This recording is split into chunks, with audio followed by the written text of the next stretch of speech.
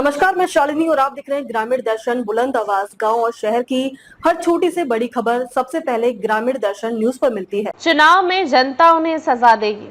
अमित शाह ने किसके लिए दी ये चेतावनी? पीएम मोदी पर पर्सनल अटैक किए जाने पर अमित शाह ने कहा है कि इस तरह की राजनीति लोकतंत्र में दीमक की तरह काम करती है। जो लोग ऐसे भाषा का इस्तेमाल कर रहे हैं उन्हें जनता चुनावों में सबक सिखाएगी। केंद्रीय गृह मंत्री अमित शाह ने विपक्षी नेताओं की राजनीति को निम्न स्तरीय बताया है और प्रधानमंत्री नरेंद्र मोदी पर पर्सनल अटैक के लिए कड़ी आलोचना की है। साथ ही चेतावनी दी है कि इस तरह का रवैया भारत के लोकतंत्र की नींव को कमजोर करता है। अमित शाह इस सवाल का जवाब दे रहे थे कि वह ग्लोबल लीडर्स से मोदी की दोस्ती और उनकी लोकप्रियता राहुल गांधी व ममता बनर्जी जैसे विपक्षी नेताओं द्वारा उन पर बार बार किए जा रहे हमले के बीच के अंतर को कैसे देखते हैं। जवाब में शाह ने कहा कि दुर्भाग्यपूर्ण है कि राजनीति को सिद्धांतों से हटाकर व्यक्तिगत हमलों तक सीमित किया जा रहा है। निम्न स्तरीय राजनीति लोकतंत्र को कमजोर करती है, शाह ने कहा। न्यूज 18 के साथ एक इंटरव्यू में अमित शाह ने कहा, इस तरह की निम्न स्तरीय राजनीति लोकतंत्र में दीमक की तरह है।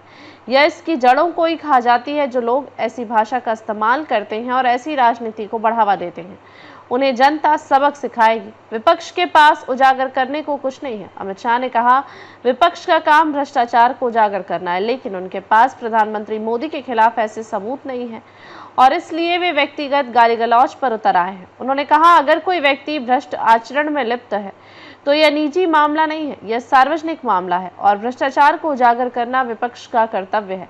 लेकिन क्योंकि उन्हें भ्रष्टाचार नहीं मिल पाता, वे निराधार बातें, अपशब्द और जैसा कि आपने कहा मोदी जी की मां के बारे में टिप्पणी करते हैं।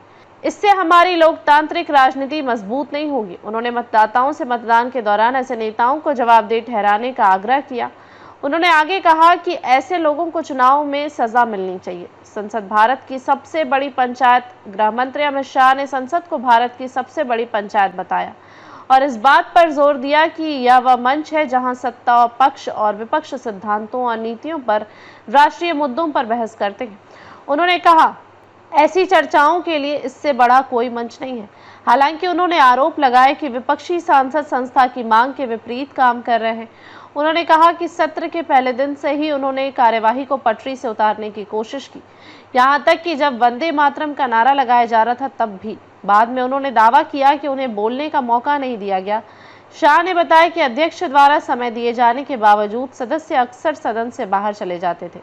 अपने हस्तक्षेप का इस्तेमाल ठोस बहस के बजाय राजनीतिक कटाक्ष करने के लिए करते थे और बार बार सदन के नियमों का उल्लंघन करते थे। संसद मनमानी तरीके से नहीं चल सकती। उन्होंने चेतावनी देते हुए कहा, संसद मनमानी तरीके से नहीं चल सकती। शाह ने कहा कि जवाहरलाल नेहरू और इंदिरा गांधी के समय से ही संसदीय अनुशासन का सम्मान किया जाता रहा है।